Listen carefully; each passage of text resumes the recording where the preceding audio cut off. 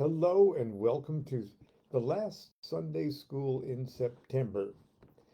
Now, yesterday, uh, I had, it seemed like all my microphone things were turned way up and everything else, but it, ap- it sounded like my volume was pretty low yesterday. So I'm going to impose upon friends who are listening right now uh, to in the comment section, which I can read in real time here. If you're hearing me loud enough today, okay, I'm I may be a little hoarse from last night's performance, but um, let me see if you are hearing me at all, or if you're hearing me loud enough. I don't know what I'm going to do. I went into the computer and all my settings and everything, so maybe I'm in for a new computer. But excuse me. But that's something I probably can't afford at the moment. Let's see if any comments are coming in. Okay, thank you very much, Rebecca. It says louder than yesterday. Good, better than yesterday. Okay, uh, welcome to Sunday school. Last night I had my truly my first sort of concert performance um, in over 4 years, and it went very well. I was down at Music Landria, um, and uh, my set was 90 minutes. I did a 90-minute set. Uh, but anyway, it went very well, and we saw lots and lots of our friends, both locally and all over the state.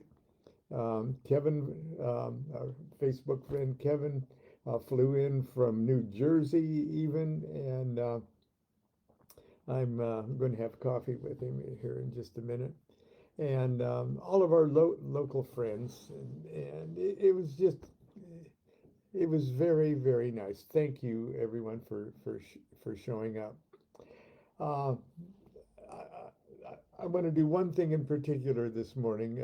I call it PLACEMAT Sunday something. Um, but I thought because it was Sunday school, okay, that I'd be clever and do a bibliomancy, divination uh, for this Sunday morning for Sunday school. And so I got out my Bible, okay, and this is the Bible that was given to me at I guess the Methodist equivalent of confirmation when I was about, oh, I don't know, 9 or something like this, and had to go to Bible school, or yeah, Sunday summer Bible school. and and I write about it in my Life of the Spirits. Um, and I hung around the church a lot and did all the chores and stuff. I was sort of like, and the candle lighter, which is sort of like an altar boy thing. Uh, but I was an atheist. Okay, I was even more than an atheist than I am now. Okay, I'm not an atheist because uh, I can't be an atheist. I'm a Mason. But I certainly don't believe in the idea of a God. Uh, as most people sort of knee jerk believe in it. Anyway, in that respect, I'm very much like a Buddhist. Um, but anyway, I thought I'd do a bibliomancy, and I held the book over my head. had the over my head, closed my eyes and flipped it over and over and turned it around, flipped it over, turned it over, flipped around, and then above my head, right in my over my ground chakra, I kind of ran my thumb through it, and I found it. Okay, this is the message this is my message, my bibliomancy message for today. And here,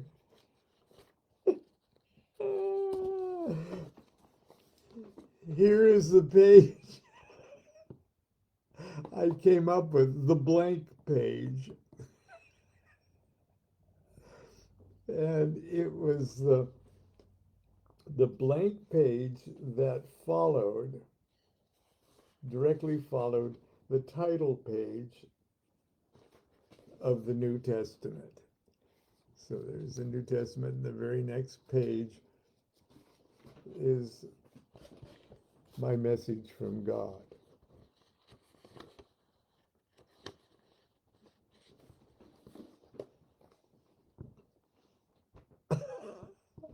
Oh, okay, enough of that.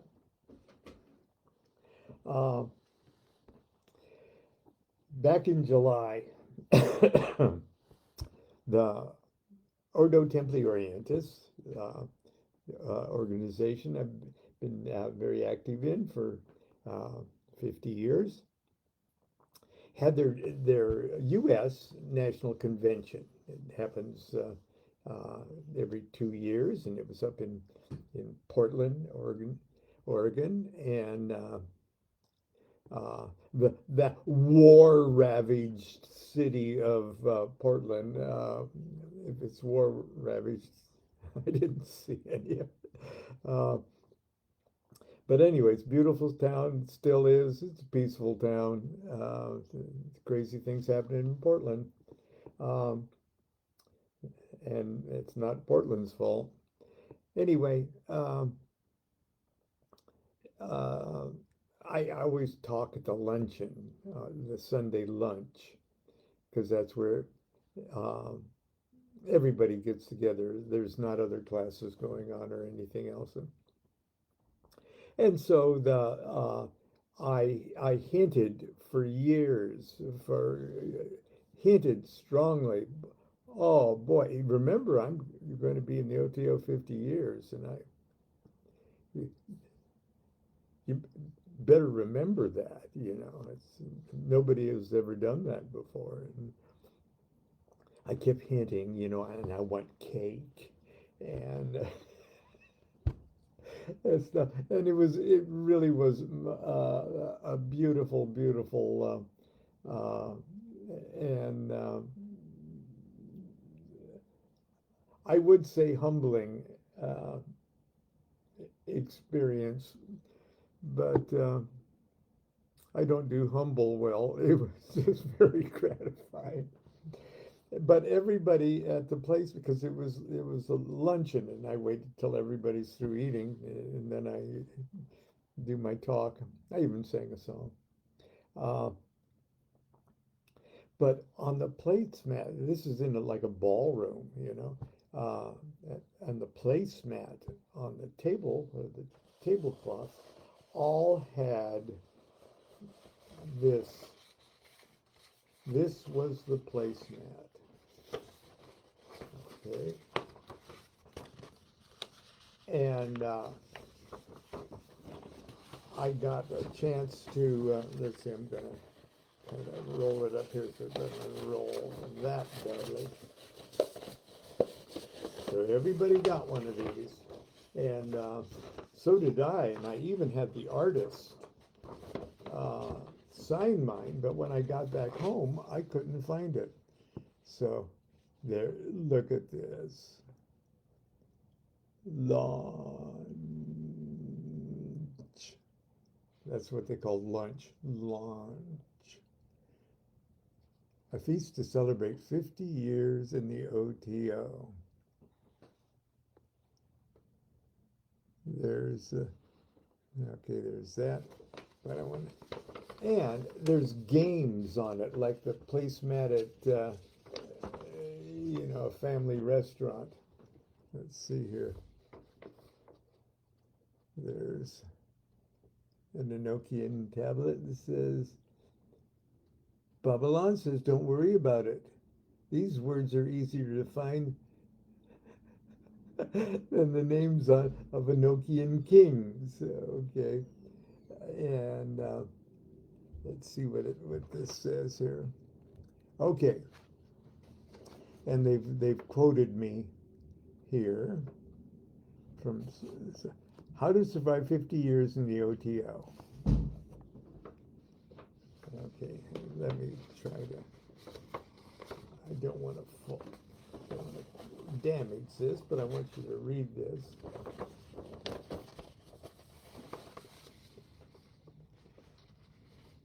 How to survive 50 years in the OTO. Stay a member and have a half a century at your disposal.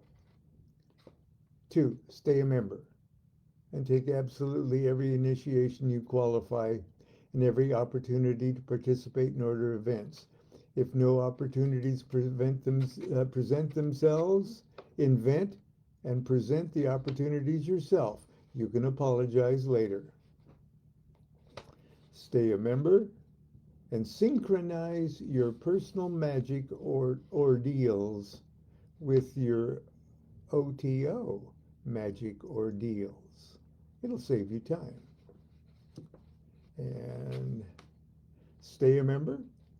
Don't expect your siblings or governing officers to come anywhere near living up to your expectation of Thelemic ideals. That way, you'll be all the more delighted when they do.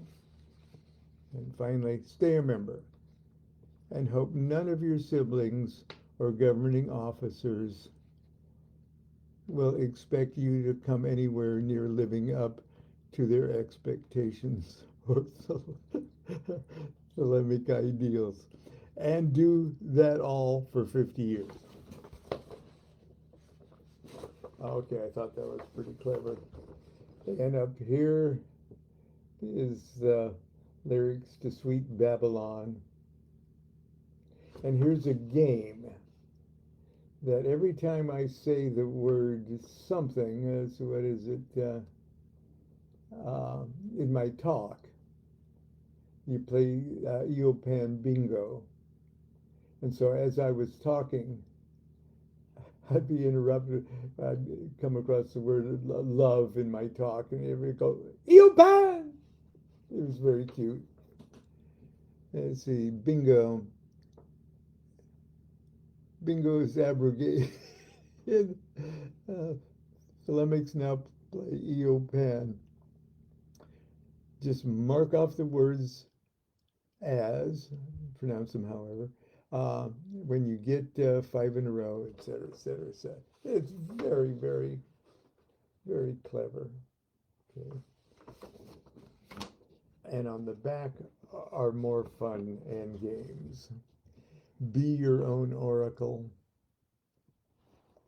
Why oracles work, and it's got my 7 secrets of fortune telling on it, and how to construct and use your own oracle. And even I'm going to hold that link up for you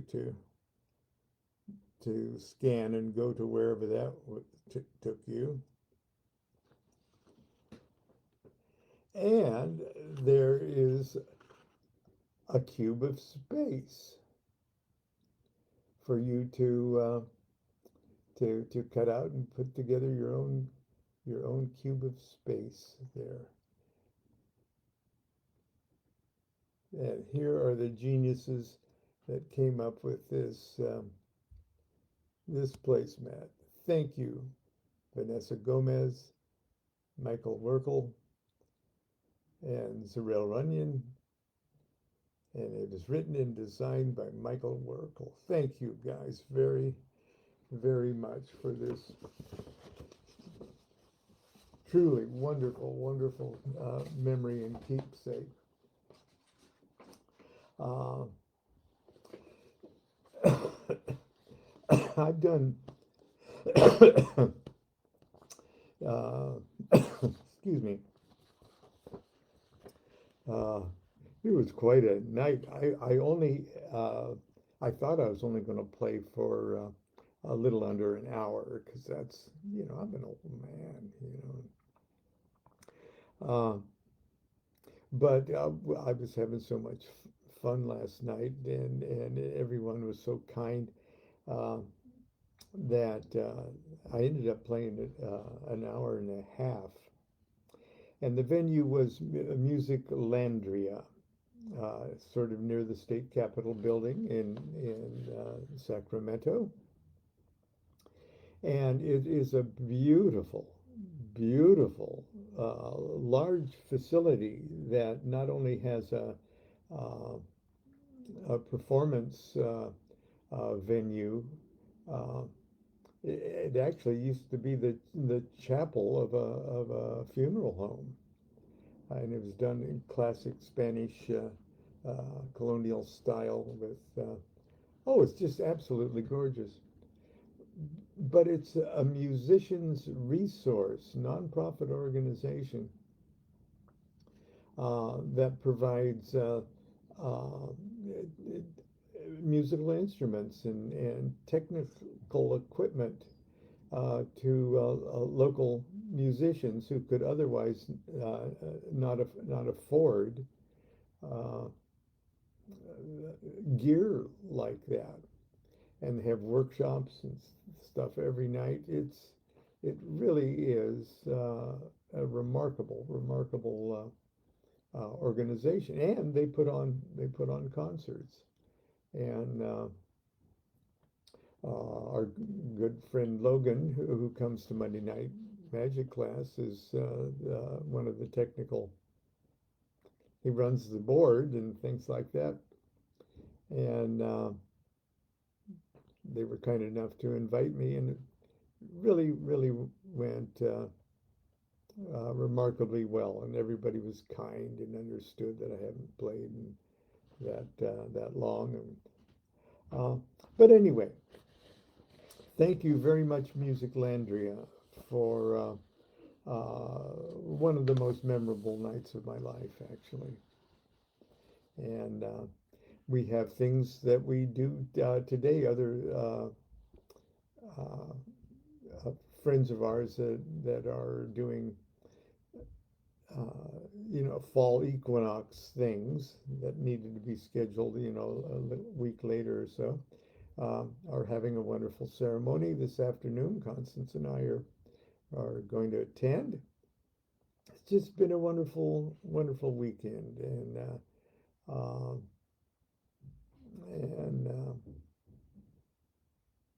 anyway, very very grateful, which is a pretty good thing to be at this time of year.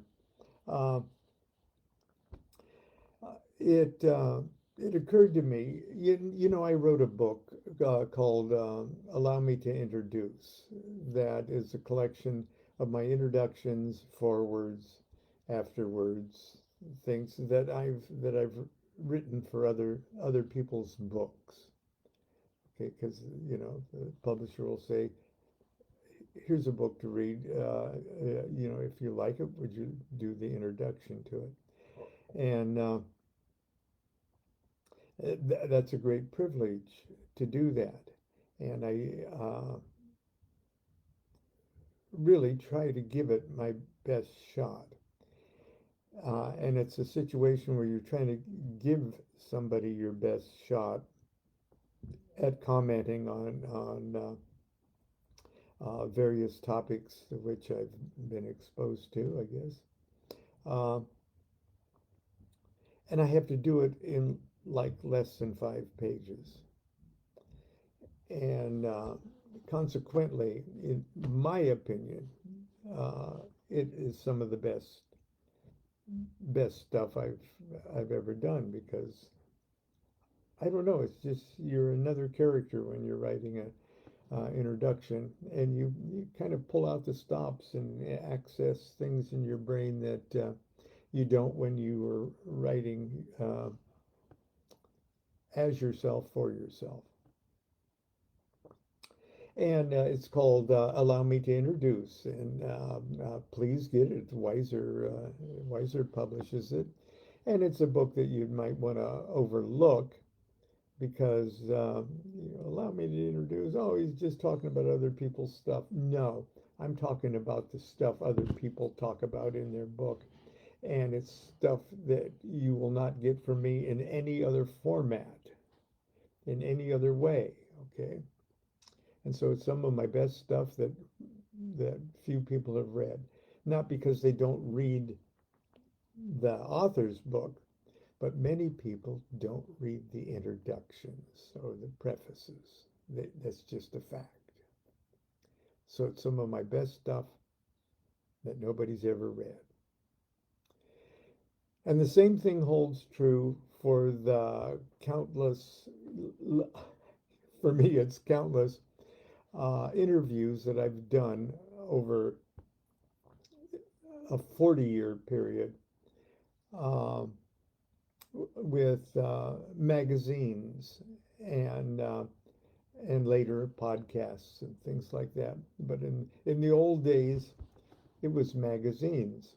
And as you might imagine, occult magazines come and go.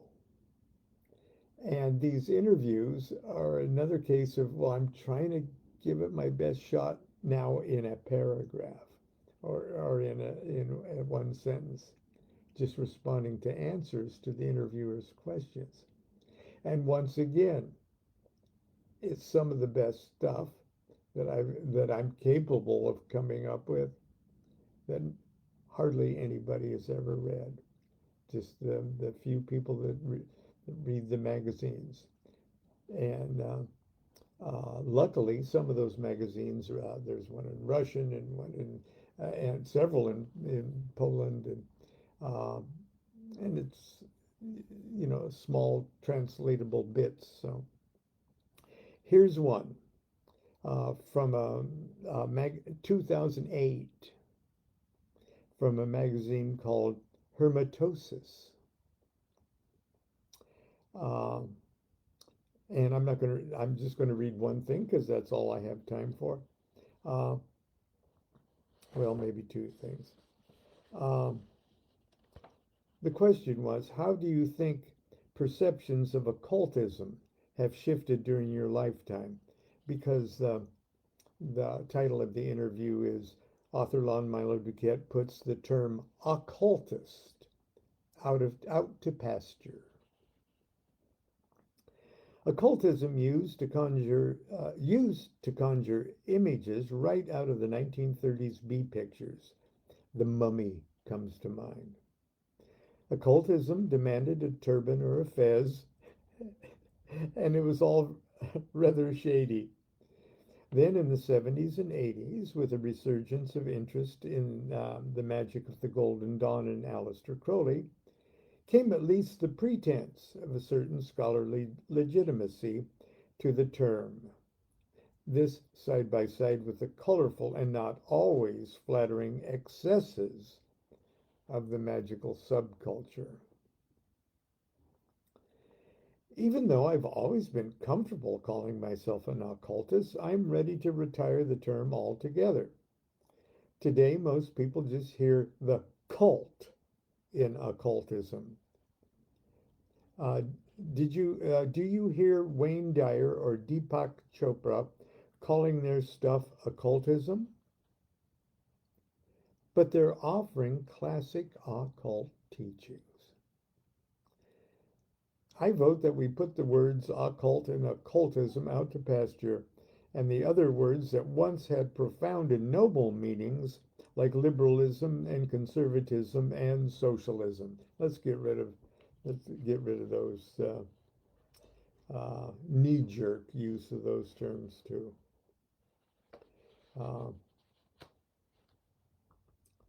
Okay, there's one other. Okay, this is the one, because last night I'm absolutely positive that Music Landria last night would not have been uh, as well attended and as enthusiastic uh, audience uh, if it wasn't for the fact that I've been writing occult books for a long time. Okay, and so that was very gratifying. In a sense, I brought my own. Not that many people in Sacramento would have just shown up to hear a 77-year-old guy sing goofy songs that he wrote himself. Has been publicly known as a magician resulted in any drawbacks? If you're asking if I've ever been persecuted or discriminated against because I make no secret that I'm a practicing magician, the answer is no. At least, nothing has ever come to my attention. If anything, my visibility in this very small universe of interest has opened and continues to open many doors of opportunity. For that, I'm grateful. How many people get a chance to share their thoughts with others who will continue to read them long after one has passed on? It's also helping me in some small measure to keep a roof over my head. Small measure indeed. This may offend some magical purists who think I'm making millions of dollars writing occult books. I'm sorry to disabuse you, or to disabuse those who may believe this. Even with, at that time, I had written only 14 books. I'm sorry to disabuse, even with 14 titles in print, I don't even make enough royalties each year to reach the poverty level for my family. I've computed the per hour compensation for writing one of my books came to less than 68 cents an hour. And that's for royalties paid over 5 years. Okay. Um, and this is what I want to leave you with this Sunday. What component of Crowley's thought is most valuable for audiences who wouldn't consider themselves magical? The simple truth that underlies the magical formula of the new aeon. But I go on.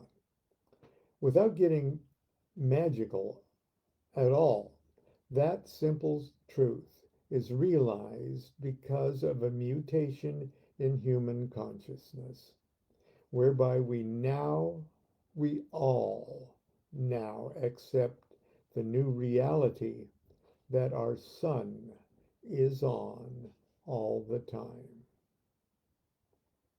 Is it that simple? Yes. We all identify with the sun, whether we are aware of that fact or not. Now that we know that the sun stays on all the time, deep down inside, we all know that we stay on all the time. The sun does not die. We do not die. This new reality spills over into how we view ourselves individually in society. Deep down inside, we now know that the individual is the basic unit of society. Not the family, not the tribe, not the state, not the nation, not the church. Each one of us is an individual sun, not a planet, not a moon or any other satellite. And the only way for us now to make ourselves proper family members tribe members, and citizens of our state, nation, and church is to first find out who we are and what our duty is to ourselves in this life. Okay, that's what I'll leave you with on Sunday. Besides my blank page bibliomancy. And I really have to get running this morning. So until the order of Monday morning tomorrow, I'll see you then. Continue to be good to yourself, be good to each other. Do what thou wilt shall be the whole of the law. Love is the law, love under will.